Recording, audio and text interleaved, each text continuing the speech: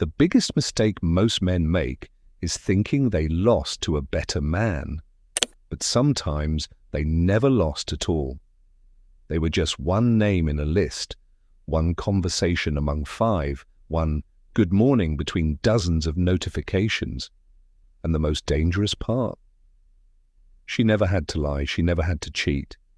She simply never invested the way you did. If you've ever felt like someone kept you emotionally close but never truly chose you, stay until the end, because once you understand the psychology behind backup options, you'll never confuse attention with commitment again. Imagine this. A man meets a woman. The chemistry feels effortless. She laughs at his jokes, replies fast for a few days, shares personal stories. Sometimes she disappears, then suddenly returns as if nothing happened. He thinks she's confused. But confusion isn't always the real story. Sometimes uncertainty is a strategy, not necessarily a conscious or malicious one, but a way to protect herself from emotional risk. Here's what many people don't realize. Some individuals, men and women alike, build emotional safety nets, not because they're evil, because they're afraid. Afraid of abandonment, afraid of making the wrong choice, afraid of putting all their emotional energy into one person and getting hurt. So instead of investing deeply in one connection, they spread their emotional investment across several. That way, rejection hurts less. It feels safer. But safety has a hidden cost. When someone always has another option waiting, they rarely experience the urgency needed to fully commit. Psychologists sometimes call this the paradox of choice. The more options people believe they have, the harder it becomes to feel satisfied with any single one. Every relationship starts competing with imaginary possibilities. What if someone better appears? What if I'm settling too soon? That mindset slowly destroys emotional intimacy, because intimacy requires closing other doors. Now here's where many men misunderstand the situation. They assume, if I love her harder, she'll finally choose me. So they become more available. They reply instantly, cancel plans, buy gifts, give endless reassurance. Ironically, the more they chase certainty, the less certain they appear, because people naturally value what seems emotionally stable, not what seems desperate to be chosen. This isn't about playing games. It's about emotional gravity. Think about the people you've respected most in life. Were they constantly asking for validation, or were they secure enough that they didn't need everyone to approve of them? Confidence isn't loud, it's calm, and calm is magnetic. Now let's talk about something uncomfortable. Not every woman with multiple backup options is manipulating anyone. Some genuinely like several people at once because they haven't made a decision yet. Some enjoy attention because it temporarily fills emotional emptiness. Others are healing from past betrayals and struggle to trust enough to commit. Intentions matter.